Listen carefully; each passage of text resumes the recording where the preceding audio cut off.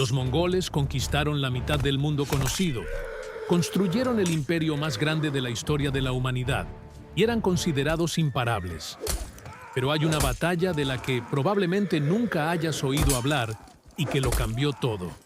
Una trampa tan brutal, tan perfectamente ejecutada, que no solo derrotó a los mongoles, sino que puso fin a su expansión para siempre. Esta es la historia de cómo un bosque, un río y un brillante comandante borraron de los libros de historia al ejército más temido de la tierra. Así es la cuestión con los mongoles. Para el año 1260 habían aplastado a todos a su paso. China, Persia, Rusia, Europa del Este, todos habían caído. Su ejército se movía como una máquina. Rápido, organizado, letal. Tenían tácticas que parecían mágicas para todos los demás. Retiradas fingidas, lluvias de flechas que bloqueaban el sol, guerra psicológica que obligaba a ciudades enteras a rendirse sin luchar. Eran tan buenos en la guerra que los historiadores aún los estudian hoy. Pero en 1260 algo salió terriblemente mal para ellos. Permítanme ponerles en contexto. El imperio mongol acababa de perder a su gran Khan, Möngke, y su hermano Hulagu lideraba una invasión masiva en Oriente Medio. Hulagu ya había hecho lo impensable.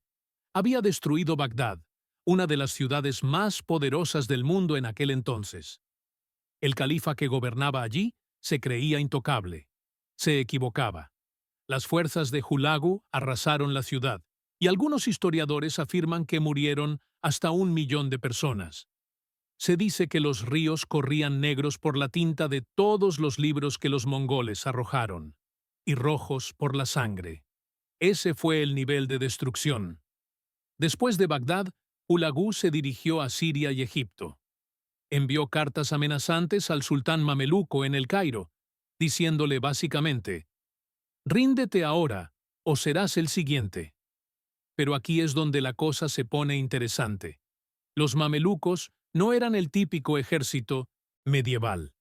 Eran antiguos soldados esclavos que se habían entrenado toda su vida para la guerra. Habían derrocado a sus propios amos y tomado el control de Egipto. Eran disciplinados, experimentados y tenían algo que los mongoles no habían experimentado mucho antes. Realmente entendían las tácticas mongolas. Los mamelucos estaban liderados por un comandante llamado Qutuz, y su general de mayor rango era Baibars. Baibars es una de esas figuras históricas que merece mucha más atención de la que recibe. Este hombre era un genio estratégico. Había estudiado a los mongoles durante años, aprendiendo todo lo posible sobre su forma de luchar. Y se dio cuenta de algo importante. Los mongoles tenían un patrón. Eran predecibles en ciertos aspectos. Dependían de los espacios abiertos para sus cargas de caballería. Usaban las mismas tácticas de retirada fingida una y otra vez, y siempre asumían que eran lo más temible en el campo de batalla. Así que, cuando el ejército mongol comenzó a avanzar hacia el sur a través de Palestina a principios de 1260, Baibars convenció a Qutuz de que no debían esperar a que los mongoles llegaran a Egipto. Necesitaban enfrentarse a ellos en un territorio de su elección. Y así llegamos a Ain Jalut, que se traduce como manantial de Goliat. Es este valle en la región de Jezreel, no lejos de Nazaret, en lo que hoy es el norte de Israel, y era el lugar perfecto para una trampa. He aquí por qué Ain Jalut fue una elección tan inteligente. Los mongoles estaban acostumbrados a luchar en las estepas abiertas de Asia Central. Amplios espacios llanos donde sus arqueros a caballo podían rodear a los enemigos y disparar a distancia. Pero Ain Jalut era diferente. El valle tenía colinas a ambos lados, cubiertas de árboles y rocas. Había lugares donde esconderse. El terreno era más blando, no ideal para movimientos rápidos de caballería, y el espacio de maniobra era limitado. Todo en él perjudicaba la fuerza de los mongoles. La fuerza mongola que se dirigía a esta zona estaba liderada por un general llamado Kitbuka. Kitbuka era experimentado y duro, pero se había confiado demasiado. Los mongoles habían ganado tantas batallas que habían empezado a creerse su propia reputación. Pensaban que con solo presentarse bastaba para hacer huir a los enemigos. Kitbuka contaba con entre 15 y 20.000 soldados. No era todo el ejército mongol. Hulagu había llevado la mayoría de sus fuerzas al norte debido a problemas políticos en Mongolia. Pero aún así era una fuerza formidable. Baibars sabía que lo superaban en número en cuanto a caballería, pero tenía un plan. El ejército mameluco situó la mayor parte de sus fuerzas ocultas en las colinas y bosques que rodeaban el valle. Mantuvieron solo una pequeña fuerza visible en el fondo del valle, quizás 2 o 3.000 jinetes. El objetivo era simple: hacer creer a los mongoles que se enfrentaban a una fuerza enemiga pequeña y débil que podían aplastar fácilmente. Incitarlos a cargar hacia el valle, donde les esperaba la trampa. El 3 de septiembre de 1260, los exploradores mongoles avistaron a la caballería mameluca en el valle. Kitbuka observó la situación y vio exactamente lo que Baibars quería que viera: una fuerza inferior que había optado insensatamente por luchar en campo abierto. Los mongoles formaron y cargaron.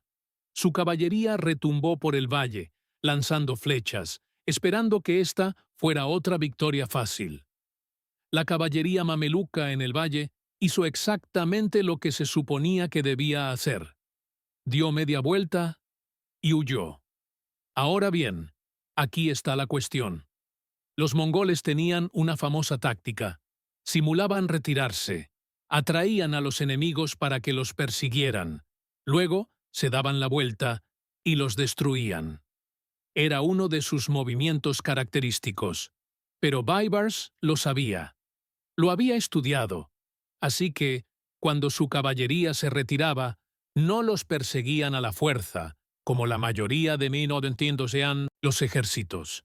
Los mongoles mantenían su formación y los perseguían con cautela, probablemente pensando que eran demasiado listos para caer en una simple trampa. Pero no era un truco sencillo. A medida que la caballería mongola se adentraba en el valle, persiguiendo a los mamelucos en retirada, cabalgaban directamente hacia la zona de aniquilación. En cuanto estuvieron en la posición perfecta, rodeados por colinas a ambos lados, Baibars dio la señal. Miles de caballería mameluca salieron en masa de las posiciones ocultas en las colinas.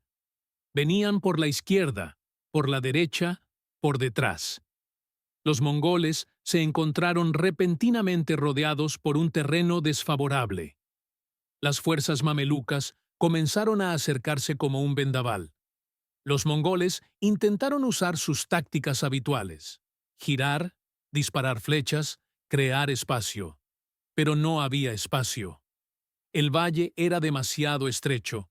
Las colinas bloqueaban sus rutas de escape. Y los mamelucos no luchaban como los ejércitos a los que estaban acostumbrados los mongoles. No entraban en pánico ni rompían la formación.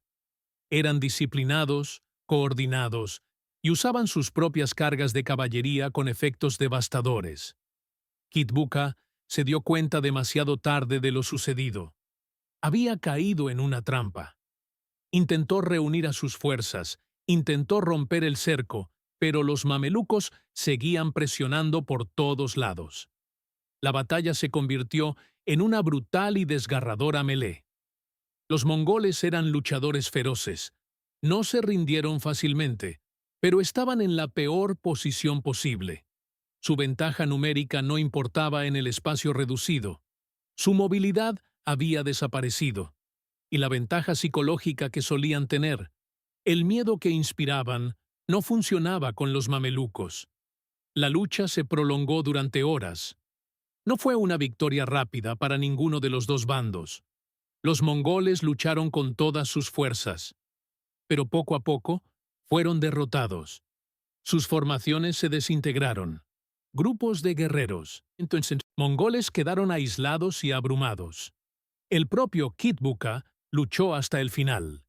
Según las fuentes, finalmente fue capturado y ejecutado allí mismo, en el campo de batalla. Algunos relatos dicen que se negó a rendirse y cayó luchando. En cualquier caso, el comandante mongol estaba muerto. Al final del día, el ejército mongol había sido destruido. No solo derrotado, sino destruido. La mayor parte de la caballería mongol yacía muerta en ese valle. Los supervivientes que lograron escapar se dispersaron y huyeron hacia el norte. Fue la primera gran derrota que sufrieron los mongoles en décadas, y el impacto psicológico fue enorme. El ejército, que todos creían invencible, había sido derrotado. De forma brutal. Pero he aquí por qué Ain Jalut es tan importante. No fue una sola batalla. Fue el momento en que la expansión mongola se detuvo. Después de Ain Jalut, los mongoles nunca volvieron a representar una amenaza seria para Oriente Medio.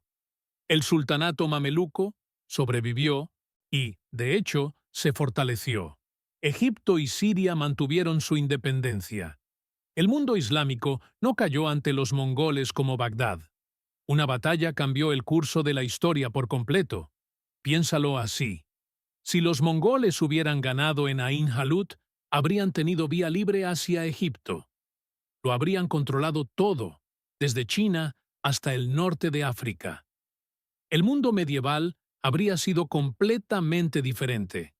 Pero, en cambio, Baibars y su trampa los detuvieron en seco. Los mongoles finalmente se encontraron con un enemigo que los comprendía, que no les temía y que estaba dispuesto a correr riesgos para vencerlos. Y Baibars no se detuvo ahí.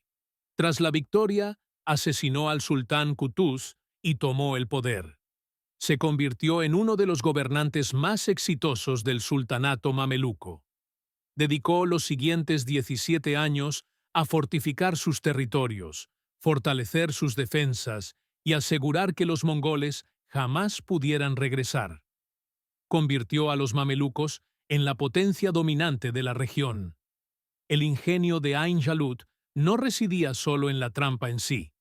Era todo lo necesario para que funcionara. Baibars debía comprender a su enemigo mejor que éste a sí mismo. Debía saber exactamente qué terreno neutralizaría sus ventajas.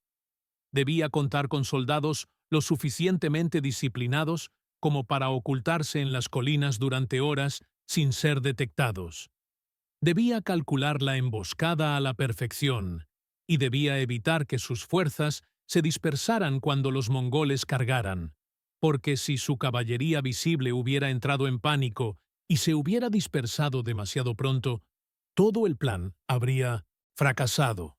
También hay algo interesante sobre el trabajo de inteligencia previo a la batalla. Los mamelucos contaban con espías que rastreaban los movimientos mongoles. Sabían que Hulagu había llevado la mayor parte de su ejército de vuelta a Mongolia. Sabían que la fuerza de Kitbuka era menor de lo habitual. Sabían que los mongoles se estaban confiando demasiado. Toda esa información se utilizó para elegir el momento oportuno para atacar. No se trataba solo de tácticas en el campo de batalla, sino de planificación estratégica al más alto nivel. Los mongoles, por su parte, cometieron errores cruciales. Dividieron sus fuerzas en el momento menos oportuno. Subestimaron a su enemigo. Lucharon en un terreno que no les convenía. Y cayeron en una trampa porque estaban tan acostumbrados a ganar que no podían imaginar que alguien pudiera superarlos en inteligencia. Es una lección que se refleja en toda la historia militar. El momento en que uno se cree imbatible suele ser justo antes de perder. Después de Ain Jalut, el imperio mongol comenzó a fragmentarse. Las diferentes ramas de la familia lucharon entre sí por el control. La unidad que los había hecho tan poderosos comenzó a desmoronarse. La Horda de Oro en Rusia, el Ilkhanato en Persia, el Kanato de Chagatai en Asia Central y la dinastía Yuan en China se convirtieron en entidades separadas con intereses propios. La gran época de la conquista mongola había terminado. La victoria mameluca también tuvo implicaciones culturales. Demostró al mundo islámico que los mongoles podían ser derrotados. Preservaba el Cairo como centro de aprendizaje y cultura. Las bibliotecas y los eruditos que sobrevivieron en Egipto mantuvieron vivo el conocimiento que de otro modo se habría perdido. Algunos historiadores argumentan que Ain Jalut salvó a la civilización islámica de correr la misma suerte que Bagdad. Quizás sea una exageración, pero sin duda hay algo de cierto en la idea de que esta batalla preservó algo importante. Lo fascinante es cómo las diferentes fuentes recuerdan esta batalla. Los historiadores musulmanes la escribieron como un gran triunfo, el momento en que la situación cambió contra la invasión mongola. Las fuentes europeas apenas la mencionan porque ocurrió lejos de Europa y se centraron más en los ataques mongoles a Hungría y Polonia años antes. Y las fuentes mongoles, cuando hablan de ella, tienden a minimizarla, considerándola un simple revés menor. Pero los hechos hablan por sí solos. Después de Ain Jalut, el avance mongol se detuvo. Las tácticas empleadas en Ain Jalut influyeron en la guerra durante siglos. La idea de aprovechar el terreno para neutralizar las ventajas del enemigo se convirtió en un principio fundamental del pensamiento militar. Se reforzó la importancia de recopilar información y comprender al oponente, y el aspecto psicológico, la idea de que la reputación y el miedo se pueden superar con preparación y valentía, se convirtió en parte de la doctrina militar. Esta historia también tiene un componente personal que la hace cautivadora. El propio Baibars había sido esclavo, vendido en mercados, comprado y entrenado como soldado. Ascendió en la jerarquía gracias a su habilidad e inteligencia. Para la época de Ain Jalut, ya era uno de los principales comandantes del ejército mameluco, pero técnicamente aún estaba bajo el mando del sultán Qutuz. Tras ganar la batalla que salvó Egipto, tomó el poder. Su historia de vida es una increíble trayectoria de esclavo a sultán, de impotente a poderoso. Todo ello basado en su capacidad de pensar estratégicamente y actuar con decisión. La ubicación de Ain Jalut en sí misma tiene un gran significado simbólico. Manantial de Goliat. El nombre hace referencia a la historia bíblica de David y Goliat, el desvalido que derrotó al gigante. Y eso fue exactamente lo que ocurrió allí. Los mamelucos eran los desvalidos que se enfrentaban a la fuerza militar más temida del mundo, y ganaron gracias a su astucia, a su elección cuidadosa del terreno y a su negativa a dejarse intimidar. Los analistas militares modernos aún estudian a Ain Jalut como ejemplo de cómo derrotar a una fuerza superior. Los principios son atemporales: conocer al enemigo, elegir terreno favorable, usar el engaño, mantener la disciplina y atacar en el momento oportuno. Se enseña en las academias militares como un ejemplo clásico de una emboscada bien ejecutada y cómo convertir las fortalezas del enemigo en debilidades. Las consecuencias de la batalla fueron casi tan importantes como la batalla misma. Baibars envió mensajeros por toda la región anunciando la victoria. La noticia se extendió rápidamente. Las ciudades que habían considerado rendirse a los mongoles decidieron resistir. Los aliados que habían estado vacilando se unieron al bando mameluco. El impulso cambió por completo. En cuestión de meses, los mamelucos habían recuperado todo el territorio sirio que los mongoles habían capturado. Un detalle que demuestra la contundente victoria mameluca. Tras Ain Jalut, Hulagu intentó varias veces lanzar nuevas campañas en Siria. En cada ocasión, los mamelucos estaban preparados para él. Habían aprendido las lecciones de Ain Jalut y las habían aplicado una y otra vez. Los mongoles nunca lograron afianzarse en la región. Finalmente, Hulagu se rindió y se centró en consolidar lo que ya controlaba en Persia e Irak. La trampa de Ain Jalut funcionó porque fue exhaustiva. No era solo una trampa militar, era psicológica, estratégica y táctica a la vez. Baibars comprendió que derrotar a los mongoles requería más que simplemente ganar una batalla. Tenía que romper su aura de invencibilidad. Tenía que demostrar que podían ser superados en táctica y combate. Y tenía que hacerlo de una manera tan contundente que no hubiera duda sobre el resultado. La elección del campo de batalla fue absolutamente crucial. Baibars podría haber intentado defender Egipto y esperar a que los mongoles acudieran a él, pero eso habría significado luchar a la defensiva, reaccionando a los movimientos mongoles. En cambio, tomó la iniciativa. Eligió el lugar donde se libraría la batalla. Controló las variables.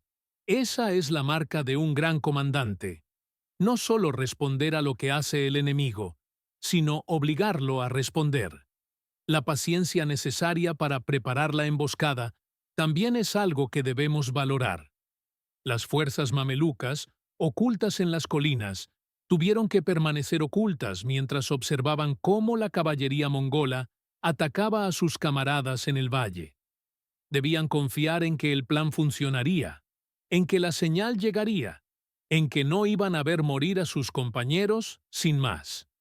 Ese nivel de disciplina no surge por casualidad. Es fruto del entrenamiento, el liderazgo y la plena confianza en el plan. Al observar el panorama general de la historia del Imperio mongol, Ain Jalut destaca como un punto de inflexión. Antes de esto, el imperio se expandía en todas direcciones.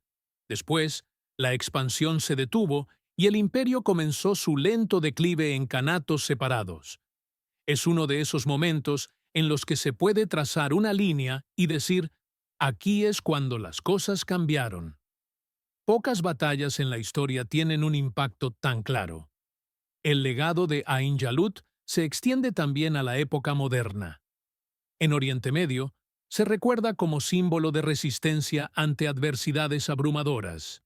Baibars es considerado un héroe que salvó la región de la conquista. Calles y escuelas llevan su nombre.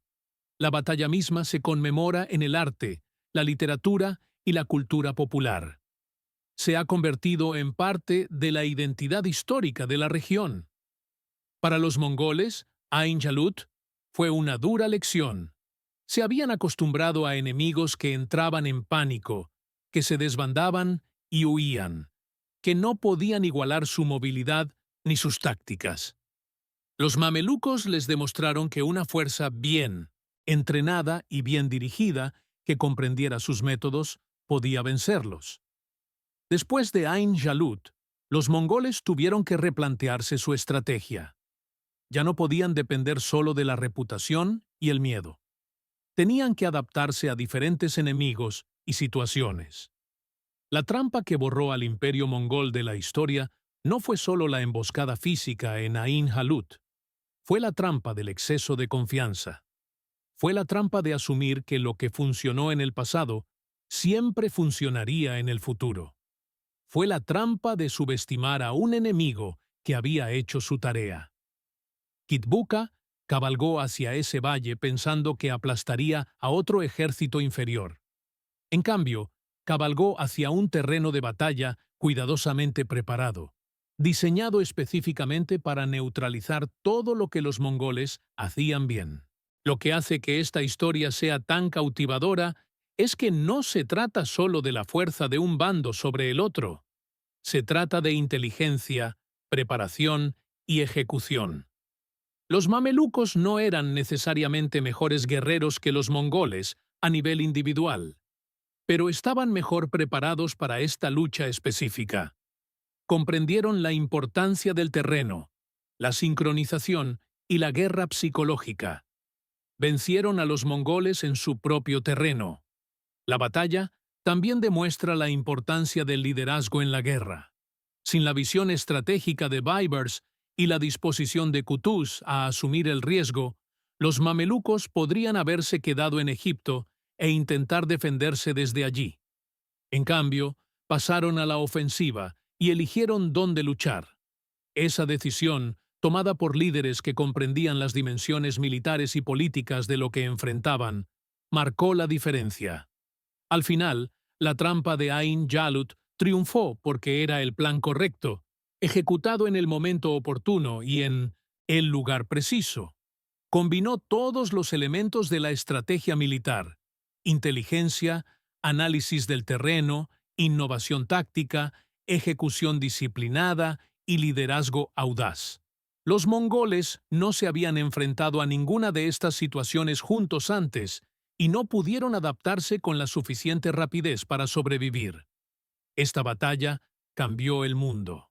Puso fin a la amenaza mongola en Oriente Medio.